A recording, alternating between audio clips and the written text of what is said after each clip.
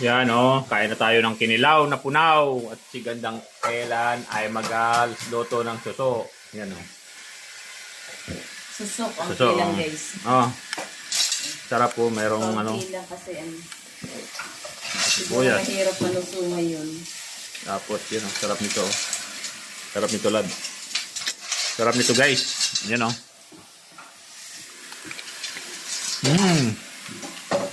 Sarap. Kinilaw. Tapos daming sibuyas. Sarap. Grabe. Panalo. Sarap pulutan. Labo. Sarap. Sarap talaga. Kinilaw. Kinilaw na punaw. Parang dahil nasa province guys. Tapos daming sibuyas. Pero nung umuwi ako guys, wala kami Tapos nakain sili. na. Wala tayong nakain na ano.